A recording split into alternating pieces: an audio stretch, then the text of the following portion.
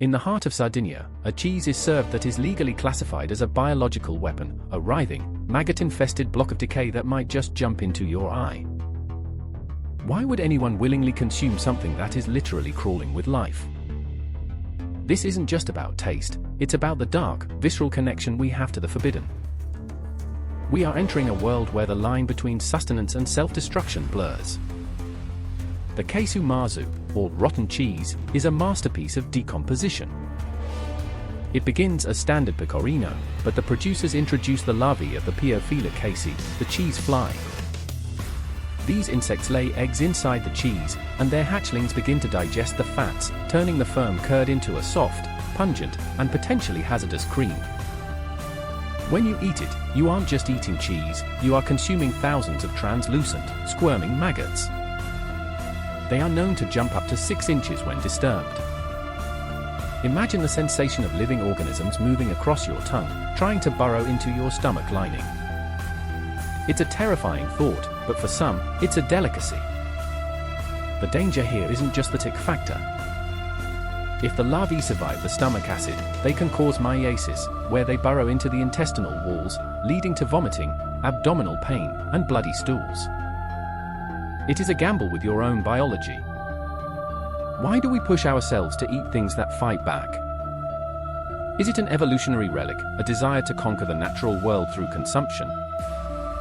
The authorities have banned it, yet the black market thrives. It's a hidden truth of the culinary world, people are willing to risk their internal health for a taste of the extreme. Sardinia, an island rugged and steeped in ancient tradition, treats this as a heritage ritual, a defiant act against the sterilized norms of modern European food safety regulations. But this is only the beginning of our descent. What happens when the food itself is designed to kill you if it isn't prepared by a master? The fugu fish is a legend of the culinary underworld. It contains tetrodotoxin, a poison up to 1,200 times more lethal than cyanide. There is no known antidote. A single miscalculation by the chef, a tiny nick of the wrong gland, and the diner's diaphragm will paralyze. They remain fully conscious as they suffocate to death, unable to move or signal for help. It's a silent, suffocating horror. Thousands of people have died from this meal, yet the demand keeps rising. Why would someone pay a premium for a dish that could be their last? It's the ultimate adrenaline rush, disguised as fine dining. In Japan, fugu masters undergo years of grueling apprenticeship, learning to excise the toxic ovaries and liver with the precision of a surgeon.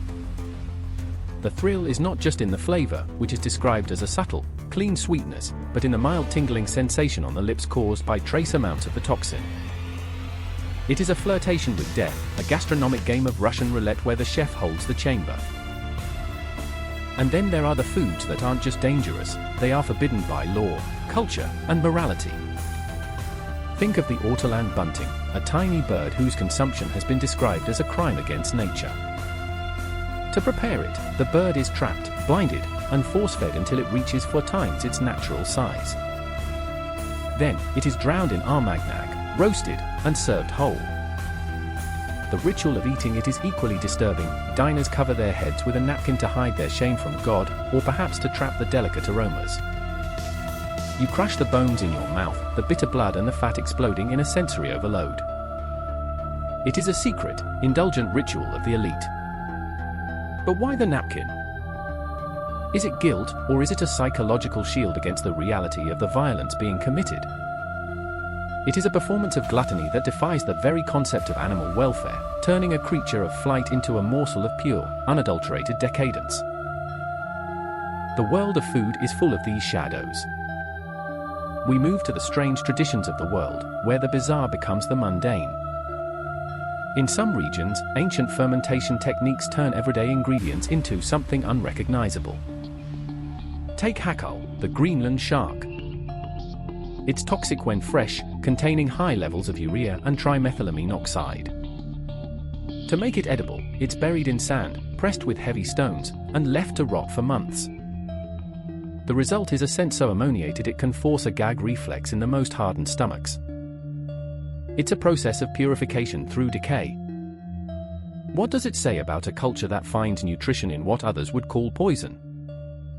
It's a testament to survival in harsh environments, but it has evolved into a grim badge of honor. Tourists, naive and seeking a viral moment, often attempt these rituals. They film their reactions, the vomiting, the tears, the sheer horror, and share it with the world as a joke. But they miss the point. These foods aren't meant to be entertainment, they are the history of human desperation. When you watch someone recoil in disgust from a bowl of century eggs, you aren't seeing a weird food, you are seeing the collapse of a comfort zone. The psychology of disgust is a powerful barrier. It's our body's way of protecting us from pathogens. But when we override that instinct, we enter a state of cognitive dissonance. We are simultaneously repulsed and fascinated. This tension is what drives the industry of the bizarre. We crave the mystery, the danger, the forbidden. We want to know what it feels like to touch the edge of the abyss. But what if the abyss isn't just in the food? What if the real danger lies in the stories we tell ourselves to justify what we consume? Consider the sanakchi, the raw octopus that continues to move on your plate. Its suckers can attach to your throat, turning a meal into a suffocating struggle for breath. You are literally fighting your dinner on the way down. It's a physical battle, a moment where the predator and the prey roles are tested. Every year, people die from this. They choke, they panic, and their lives end over a dish. Is it worth it? The answer seems to be a resounding yes for those who seek the thrill of the lethal. We are obsessed with the extreme. We curate our experiences to maximize the shock value. But in doing so, we lose the connection to the reality of the food. We treat the world like a buffet of curiosities, ignoring the ethics, the dangers, and the history embedded in every bite. Think about the kopi luwak coffee, processed through the digestive tracts of civets. We pay hundreds of dollars for beans that have been literally defecated by an animal. We have industrialized the bizarre. We have turned animal suffering into a luxury product. It's a disturbing realization, isn't it? Our desire for the unique has led us to exploit the world in ways that are both absurd and cruel. And yet, we continue. We look for the next thing that will make us shudder. We want the thrill of the forbidden. But what happens when the forbidden becomes mainstream? What happens when the shock value wears off? We are left with the silence of the aftermath. We are left with the questions that no one wants to answer. Why are we so desperate to consume the world? Is it a hunger that can never be satisfied, or is it a symptom of a deeper, darker void? Consider that balut, the developing duck embryo.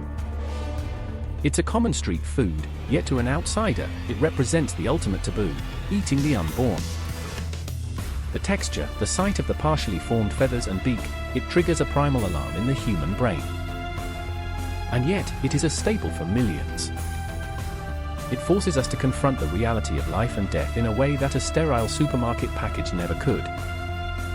This is the truth of the world's most bizarre foods. They are mirrors. They reflect our fears, our cultural boundaries, and our capacity for both endurance and cruelty. They are not just things to eat, they are symbols of the human condition. We are the only species that turns consumption into a performance, a ritual, a test of will. We are the only species that seeks out the lethal for the sake of an experience. But maybe we should ask ourselves, what are we really trying to prove? Are we proving our dominance, or are we showing our vulnerability? Every time you choose to consume the unknown, you are stepping into a territory where your logic fails. You are at the mercy of the culture, the history, and the biology of the food. It's a humbling, and often terrifying, realization.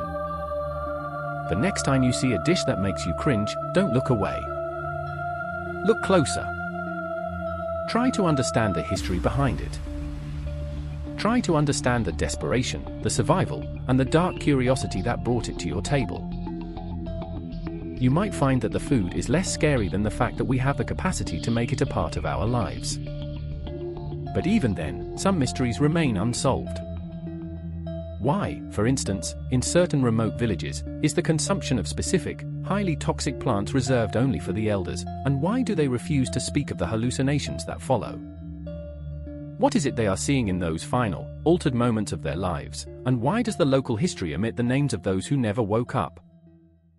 Are they truly eating for survival, or is there a secret, generational ritual that has been kept hidden from the outside world for centuries? We look at these practices with a mixture of pity and condescension, yet we fail to acknowledge that our own diets are built upon foundations just as strange. We drink the milk of other species, we ferment the juices of rotting grapes, and we consume the organs of animals that once breathed the same air as us. The difference is merely in the degree of processing and the distance we place between the source and the plate. When you strip away the packaging and the marketing, we are all scavengers at the bottom of the food chain, clinging to the remnants of a wild world we no longer fully understand. The Kesu Mazu is not an anomaly, it is a reminder.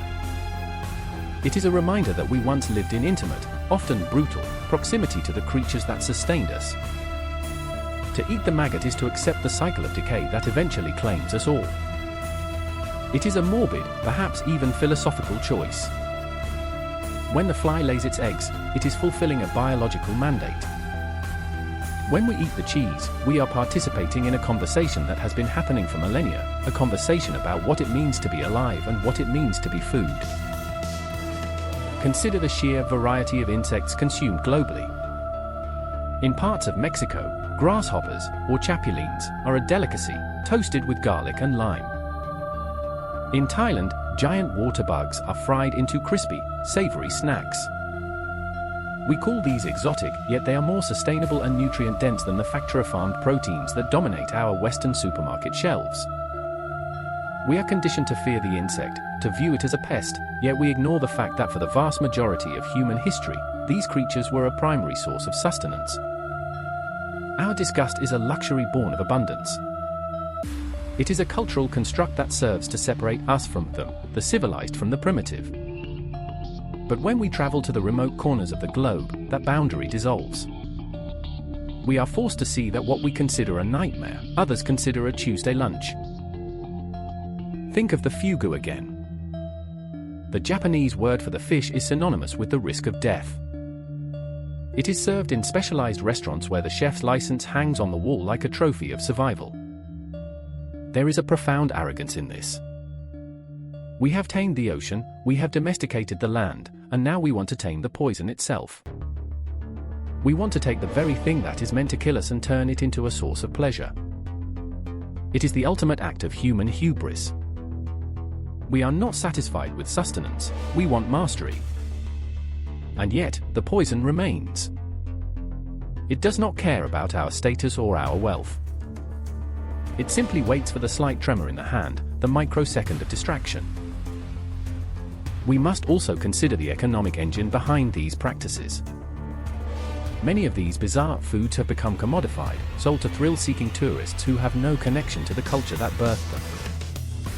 The Kopi Luwak industry, for instance, has shifted from gathering wild droppings to caging animals in cramped, miserable conditions to maximize output. We have taken a survival practice and turned it into a factory-farmed nightmare. This is the dark side of our curiosity. When we seek out the authentic, we often destroy the very thing we are looking for. We commodify the sacred and the strange until it is nothing more than a hollowed-out experience, a photo opportunity for a social media feed. What happens to the human psyche when we normalize the consumption of the extreme? Do we become desensitized? Does the thrill fade? There is a dangerous precedent here. Once you have eaten the maggot, once you have stared death in the face over a slice of fugu, the ordinary world begins to feel grey and lifeless. You find yourself searching for something more potent, something more visceral. It is a slow, quiet addiction to the edge of the abyss. And that is where the real danger lies. It is not in the bacteria of the cheese or the toxin of the fish, but in the emptiness that drives us to pursue these experiences in the first place. We are a species that is constantly trying to fill a void, with food, with experiences, with risk. We are terrified of being bored, terrified of being ordinary. Perhaps the true horror isn't the food itself. Perhaps it is the reflection we see in the eyes of the person sitting across from us as they take that first, hesitant bite. In that moment, there is no culture, no history, no morality. There is only the biological imperative, the primal act of taking something from the world and making it a part of ourselves. We are all, in our own way, consuming the world to keep the darkness at bay. And as we sit there, with our napkins and our cameras, we are all waiting for the same thing, to feel something real, even if it's just for a second. Even if it's just the taste of something that might kill us. We are the architects of our own culinary apocalypse, one bite at a time, forever wandering the edges of the plate, looking for a thrill that will finally make us feel alive. The question isn't whether we should eat these things, but why we are so terrified to stop. The silence of the aftermath is the loudest sound of all, because it is the sound of a world that has been consumed, piece by piece, by a hunger that will never, ever be sated. We are the masters at the feast, but we are also the victims of our own insatiable, dark appetite for the unknown. And in the end, we are all just waiting for the final course.